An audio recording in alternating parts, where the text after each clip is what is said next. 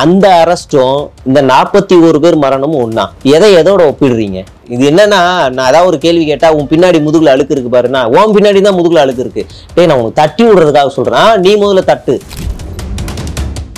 உண்மையிலேயே நான் சொல்லணும்னா ரொம்ப வருத்தமா இருக்கு அப்படின்னு நானும் சோகமா பேசினேன்னா நானும் சோகமா இருக்கேன்னு அர்த்தம். ப்ரொஃபஷனல் ஆக்டருக்கு அதெல்லாம் சொல்லி தரணும்னு அவசியம் இல்லை. இதெல்லாம் ஆதவ் பண்ணியிருந்தாருன்னா ஆச்சரியமா பார்ப்போம். ஆதவால் நடிக்க முடியாது, இயல்பானவர். அதனாலதான் அவரு விஷத்தை கக்கிட்டு போயிட்டாரு.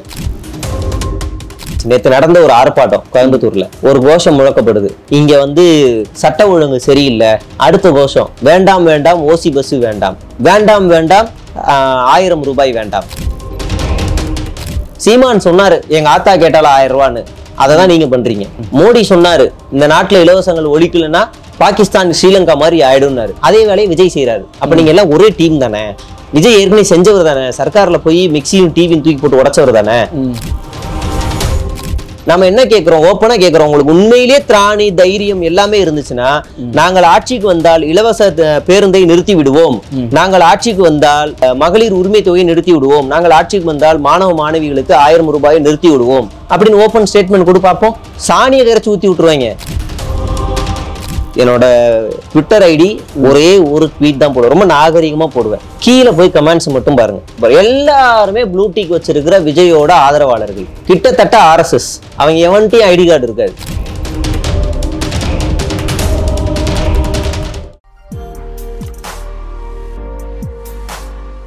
அகாடமிவர்ஸ் எல்லாருக்குமே வணக்கம். இன்னைக்கு நம்ம கூட டிஎன் ட்ரோல் மீடியா ஜெயகுமார் அவர்கள் தான் இருக்காரு. சமீபத்திய அரசியல் நிகழ்வுகள் பத்தி பேச போறோம். வாங்க அவர்கிட்ட பேசலாம். பிரதர் வணக்கம். வணக்கம் பிரதர், எப்படி இருக்கீங்க? சூப்பரா இருக்கும் பிரதர். ஓகே, ஆதவர்ஜுனா சொல்றாரு நாங்க ஓடி போயிட்டோம் நீங்க சொல்றீங்க. அன்னைக்கு நைட் நாங்க ஓடினது உங்க அப்பா அரெஸ்ட் பண்ணும்போது நீங்களும் தானே ஓடினீங்க, அப்பா விட்டுட்டு பையன் ஓடுவானா அப்படின்லாம் கேட்கிறாரு. அப்பா அரெஸ்ட் பண்ணதை வச்சு அந்த அரெஸ்டும் இந்த அரெஸ்டும் ஒண்ணா? அந்த அரெஸ்ட் ஆளும் அரசாங்கம் அப்ப இருந்த ஜெயலலிதா அவர்கள் போடப்பட்ட வழக்குல இங்க கைது செய்யப்படுறாங்க. அதே மாதிரி இங்க ஜெயலலிதாவும் கைது செய்யப்பட்டு உள்ள போயிருக்கிறாங்க. டான்சி வழக்கு, சொத்து வழக்குலாம். அந்த அரெஸ்டும் இந்த 41 பேர் மரணமும் ஒண்ணா? எதோட ஒப்பிடுறீங்க? எதோட ஒப்பிடுறீங்க? ஜெயலலிதா ஆட்சிக்கு வந்ததுக்கு அப்புறமா 2011 ஆட்சிக்கு வராங்க. திமுகவில் இருக்கிற முக்கியமான எல்லாரையுமே கைது பண்றாங்க. எல்லாரையும் கைது பண்றாங்க. அவங்க டச் பண்ணாத ஒரு 2-3 கேட்டகரி மட்டும்தான், மீதி எல்லாரையும் அரெஸ்ட் பண்றாங்க. எல்லாரும் சிறைக்கு போனாங்க, எல்லாரும் சிறைக்கு போயிட்டு வெளியில வந்தாங்க. இங்க யார் சிறைக்கு போனா? அப்பாவி மதியழகன் தான் போயிட்டு வந்தாரு. வேற யார் போனா?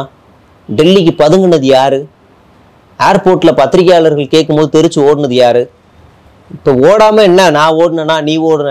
இது என்னன்னா, நான் ஏதாவது ஒரு கேள்வி கேட்டா உன் பின்னாடி முதுகுல அழுக்கு இருக்கு பாருன்னா, உன் பின்னாடி தான் முதுகுல அழுக்கு இருக்கு. நான் உனக்கு தட்டி விடுறதுக்காக சொல்றேன், நீ முதல்ல தட்டு. அப்படிதான் இருக்குது.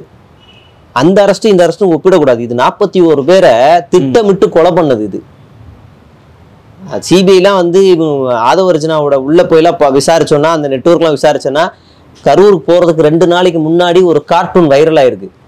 ஒரு கார்ட்டூனை திட்டமிட்டு புசி ஆனந்தும் ஆதவர்ஜுனாவும் மேக் பண்ணி கரூர் ஃபுல்லா ஸ்ப்ரெட் பண்ணாங்க. எதுக்கு? செந்தில் பாலாஜியை நம்ம எதிர்க்கணும், எதிரியோட கோட்டைக்குள்ள போறோம், தலைவர் உள்ள போனா அதை ஸ்வாஷ் பண்ணுவாரு அப்படின்னு ஒரு கார்ட்டூனை ரெடி பண்ணி அனுப்பி ஏற்கனவே மூர்க்கமா ஒரு ஒரு ஒரு கலவரத்தை தூண்டுற மாதிரியான வேலைகளை அந்த கார்ட்டூன் மூலியமாவே பண்ணிட்டாங்க. இப்ப ரவுடி பட்டம் யாருக்கு கொடுக்கறது? இவங்க அவங்களுக்கு கொடுக்கறது. அவதூறுகளுக்கு நாங்க அவதூறுகளா பண்ணாங்க, அவதூறுகளா பேசுறாங்க அப்படின்றான். என்னோட ட்விட்டர் ஐடி ஜெயகுமாரா ஜேர்னலிஸ்ட். ஒரே ஒரு ட்வீட் தான் போடுவேன், ரொம்ப நாகரிகமா போடுவேன், ரொம்ப கரெக்டா தான் போடுவேன் வச்சுக்கோங்களேன். கீழே போய் கமெண்ட்ஸ் மட்டும் பாருங்க. ரொம்ப அசிங்கமா கீழே மட்டும் கமெண்ட்ஸ் மட்டும் பாருங்க. எல்லாருமே ப்ளூ டிக் வச்சிருக்கிற விஜயோட ஆதரவாளர்கள், கிட்டத்தட்ட RSS. அவங்க எவன்ட்டையும் ஐடி கார்டு இருக்காது, எவன்ட்டையும் ஐடி கார்டு இருக்காது. RSSக்கும் ஐடி கார்டு கிடையாது. கேட்டா நான் தாவேக்கா இல்லைன்னு சொல்லுவான், அவங்களும் இவன் தாவேக்கா உறுப்பினர் இல்லைன்னுவாங்க. கிட்டத்தட்ட RSS தான் இவனுங்க. அந்த வேலையை செய்வானுங்க. இவனுங்க நாகரிகத்தை பத்தி நமக்கு பாடம் எடுக்கிறானுங்க. அப்புறம் ஆதவர்ஜுனா பேசின இன்னொரு விஷயம் இன்னுமே பேசு பொருளாச்சு. ஒரு முறை ஒரு கமெண்ட் போட்டுட்டு அதை டெலீட் பண்ணியிருப்பாரு. மக்கள் போராடணும், ஒரு கலவரத்தை தூண்டுற மாதிரி ஒரு ட்வீட் போட்டிருப்பாரு. இன்னைக்கு அதான் பேசுறாரு. மேம்பாலத்தை சுட்டி காட்டி இளைஞர்களோட புரட்சி வரும் அப்படின்ற மாதிரி பேசுறாரு. அவரு இன்னுமே அந்த படிப்பனையில இருந்து பாடம் கற்றுக்கொள்ளையோன்னு தோணுது. இல்ல, அதுக்கு என்ன காரணம்னா, அன்னைக்கு வழக்கு மாநில அரசாங்கத்துக்கிட்ட இருந்துச்சு. ஓகே, அரெஸ்ட் பண்ணிடுவாங்கன்னு பயம். இன்னைக்கு வந்து மேல் எஜமான் கிட்ட இருக்கு வழக்கு, பாஜக கிட்ட இருக்கு.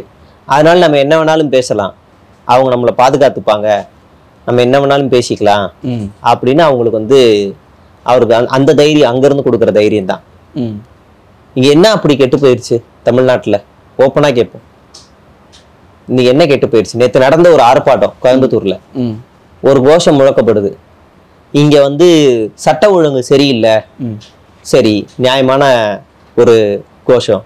அடுத்த கோஷம், வேண்டாம் வேண்டாம் ஓசி பஸ் வேண்டாம், வேண்டாம் வேண்டாம் 1000 ரூபாய் வேண்டாம். அதே வார்த்தையை இன்னைக்கு அருண்ராஜ் ஐஏஎஸ் அவர்களும் பதிவு பண்றாங்க. 1000 ரூபாய் தியாகம் பண்ணுங்கன்னு நான் சொல்றேன். தமிழ்நாடு அரசு மகளிர்களுக்கு எத்தனை திமுக அரசாங்கம் வந்ததுக்கு அப்புறம் எத்தனை விஷயங்களை கொண்டு வந்திருக்காங்கன்னு நான் உங்களுக்கு படிக்கிறேன்.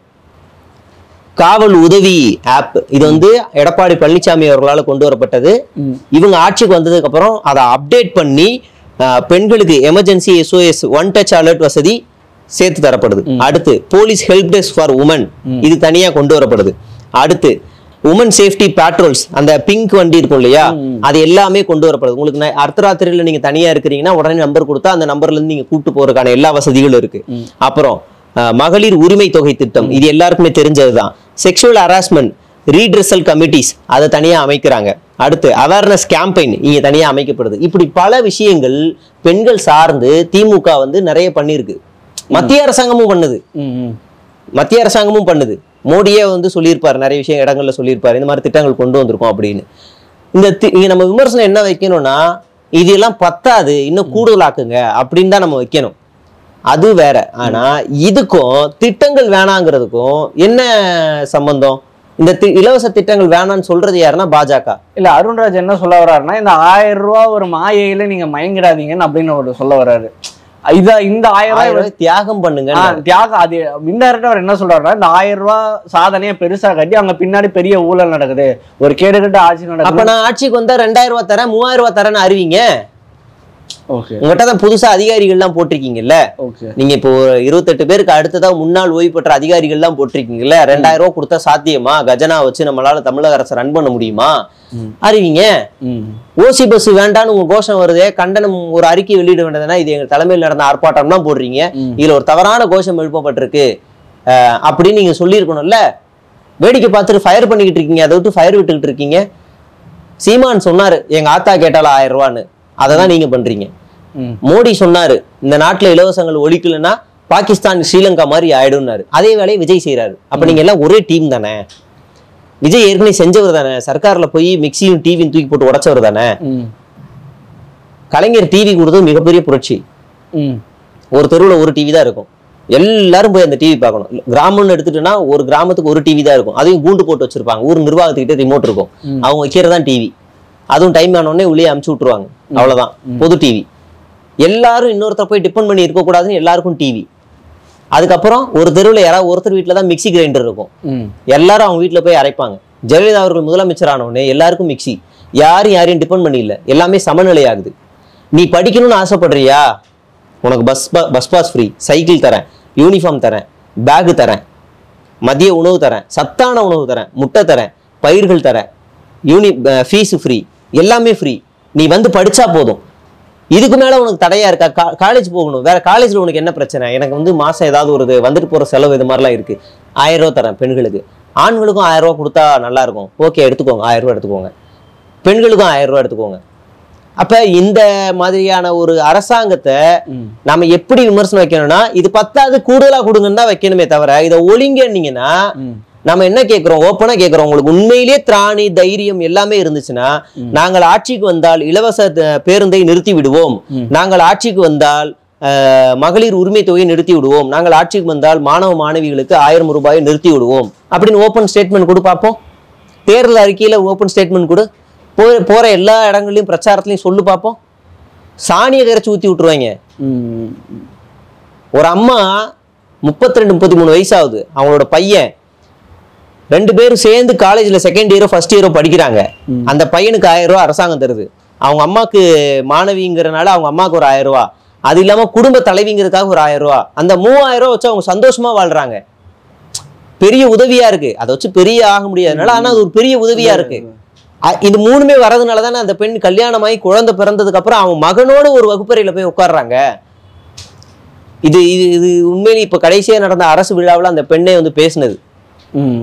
அப்ப இது எல்லாத்தையுமே நான் கொச்சப்படுத்துவேன், இதெல்லாம் மயங்கிறாதீங்க, இதெல்லாம் வந்து தியாகம் பண்ணுங்க அப்படிங்கிற வார்த்தை, இதெல்லாம் ஓசிங்கிற வார்த்தை, இவங்க எல்லாம் எவ்வளவு பெரிய ஆபத்து, இவங்கெல்லாம் எவ்வளவு பெரிய புல்லுருவிகளை தமிழ்நாட்டுக்கு வளர்ந்துட்டு வராங்கன்ற நம்ம பார்க்கணும். அருண்ராஜ் பேசுனதை பார்த்தாச்சு, ஆதவ் பேசணும். இறுதியா விஜயோட பேச்சு எப்படி பாக்குறீங்க? ஆனா மிகப்பெரிய டிராஜடிக்கு அப்புறம் வராரு, அவரோட பேச்சு எப்படி இருந்தது? உண்மையிலேயே நான் சொல்லணும்னா ரொம்ப வருத்தமா இருக்கு. அப்படின்னு நானும் சோகமா பேசினேன்னா நானும் சோகமா இருக்கேன்னு அர்த்தம். ப்ரொஃபஷனல் ஆக்டருக்கு அதெல்லாம் சொல்லி தரணும்னு அவசியம் இல்லை. இதெல்லாம் ஆதவ் பண்ணியிருந்தாருன்னா ஆச்சரியமா பார்ப்போம். ஆதவால் நடிக்க முடியாது, இயல்பானவர். அதனாலதான் அவர் வன்மத்தை விஷத்தை கக்கிட்டு போயிட்டாரு. ஐஏஎஸ் அதிகாரி அருண்ராஜும் இயல்பானவர், நடிக்க தெரியாது, சினி ஃபீல்ட்ல இருந்து வராதவர். அதனால அவரும் நார்மலான ஸ்பீச்ல பேசிட்டு போயிட்டார். ப்ரொஃபஷனல் ஆக்டர் விஜய் காமிச்சிட்டாரு. சோகமா இருக்கேன், முடியல அப்படிங்கிற மாதிரி பேசுறாரு. ஏற்கனவே எல்லாருக்கும் தெரிஞ்ச மாவையே அரெஸ்ட் போயிருக்காரு. உச்ச நீதிமன்றம் என்ன தீர்ப்பு கொடுத்துச்சுங்கிறத எல்லாருக்குமே தெரியும். நாம என்னன்னா இது என்னமோ திமுகவுக்கு விழுந்த அடி அப்படின்னு யோசிச்சுக்கிட்டு இருக்காரு. எனக்கு தெரிஞ்ச என்னன்னா இது உங்களுக்கு விழுந்த அடி, இனிமே பாஜக சொல்றதா நீங்க கேட்கணும். அதனாலதான் இன்னைக்கு பாஜகவை எதிர்த்தே பேசல. நீங்க முழுக்க முழுக்க வாயில இருந்து வந்தது ஃபுல்லா சிஎம் சார், திமுக, அவ்வளவுதான் முழுக்க முழுக்க அதான் வந்துச்சு. இறுதியா அவர் ஒரு பாயிண்ட் சொல்றாரு, நான் இப்பவும் சொல்றேன் 2026 போட்டி டிவிகே vs டிஎம்கே அப்படின்னு தான் அவர் சொல்றாரு. இதுக்கப்புறம் இப்ப இவ்வளவு நடந்த கூட அவர் ரொம்ப ஸ்ட்ராங்கா இருக்காருன்னு தோணுதா, இல்ல மேல இருந்து ஏதாவது பேச வைக்கிறாங்களா, இல்ல அவரே பேசுறாரா? சொல்லிதானே ஆகணும், வேற என்ன சொல்ல முடியும்? 2 பேருனால தான் போட்டி. எனக்கும் மன்சூர் அலிகானுக்கும் சொல்ல முடியுமா? இல்ல எனக்கும் சிஎஸ்கே கூல் சுரேஷ் கட்சிக்கும் தான் போட்டின்னு சொல்ல முடியுமா? சொல்லிதான் ஆகணும். அப்படிதான் சொல்லுவாங்க, அப்படிதான் சொல்லு, வேற வழி கிடையாது. அப்ப நாங்க ஸ்ட்ராங்கா இருக்கோம் அப்படின்னு சொல்றதுதான். விஜய் என்னைக்கு கடைசி வரைக்கும் சுய புத்தியும் இல்ல, சொந்த புத்தியும் கிடையாது. இன்னைக்கு யாரோ எழுதி கொடுத்துதான் பேசுறாங்க. நம்ம ஒரு இலக்கை நோக்கி ஒரு கட்சியை ஆரம்பிச்சிருக்கோம் அப்படின்னா அந்த இலக்குல தெளிவா இருக்கணும். நான் இவ்வளவு ஃபைட் பண்றேன்னா நீ திமுக எதிர்க்கிறதுல எனக்கு பிரச்சனையே கிடையாது, அது என்னோட கட்சியே கிடையாது. நீ என்ன வேணாலும் எதிர்த்துட்டு போ. என்னோட பாயிண்ட் என்னன்னா, உன்னோட கொள்கை எதிரியே நீ டீல்ல விட்ட, மிகப்பெரிய ஆபத்தானவர்கள். நீ திமுக கூட தொடர்ந்து ஃபைட் பண்ணிட்டு ஓடிக்கிட்டே இருக்கலாம். சென்ட்ரல்ல மேல உட்காந்து உச்சபட்ச அதிகார பவர் எல்லாம் கையில வச்சிருக்கிறது பாஜக தான். திமுக விட்ட இருக்கிறத விட 3-4 மடங்கு அதிக பவர் இருக்கிறது பாஜக. ஏன் அவங்களை எதிர்க்கவே மாட்டுற? அவங்க எதிர்க்கிறதுல உனக்கு என்ன பிரச்சனை? எனக்கு ஆச்சரியமா இருக்கு. அனைத்து கட்சி கூட்டத்துக்கு இன்னைக்கு சம்திங் ஏதோ பேசினாரு போல. என்ன பேசினாரு அனைத்து கட்சி கூட்டம் பத்தி? அது எனக்கு போக வேணாம் அப்படின்ற மாதிரி அவர் அவாய்ட் பண்ணிட்டாரு. ஏன் அவாய்ட் பண்ணாரு? அதே சமயம் என்ன சொல்றாரு, நம்ம எல்லா கட்சியும் சேர்ந்து எதிர்க்கணும்ன்றாரு. எதிர்க்கிறது அப்ப அது போய் எல்லா கட்சினா யாரு? அதிமுக, பாஜக, தாவேகா, இந்த 3 கட்சி தான் எல்லா கட்சியும் அவரை பொறுத்த வரைக்கும். ஏன்னா இவங்க மட்டும் தான் இப்ப தனியா இருக்காங்க. நாத்தாக்கா வேணா சேர்த்துக்கலாம், பாமக சேர்த்துக்கலாம். எல்லா கட்சியும் இவங்க இந்த சங்கி டீம் எல்லாம் ஒண்ணு சேர்ந்துரும். இவங்க கூட யாரு வருவா? முதல்ல விஜய் கூட யாரு வருவா? இந்த தேர்தலில் யாரு வருவா? ஓகே பிரதர், ரொம்ப நன்றி பிரதர். இவ்வளவு நேரம் உங்களோட கருத்துக்கள் ரொம்ப நல்லா இருந்தது. ஏன்னா இப்ப நிறைய பேருக்கு அது ஐ ஓப்பனிங்கா இருந்திருக்கும். இன்டைரக்டா என்ன நடக்குது, கூட்டணி அவர் என்ன பண்ண போறாரு, விஜய் கிட்டயே முழு அதிகாரம் போச்சு அப்படின்றத நிறைய பேருக்கு இப்பதான் தெரிஞ்சிருக்கும். ஸோ உங்களோட கருத்துக்களுக்கு ரொம்ப நன்றி பிரதர். இன்னொரு காலம் சந்திப்போம். நிச்சயமா.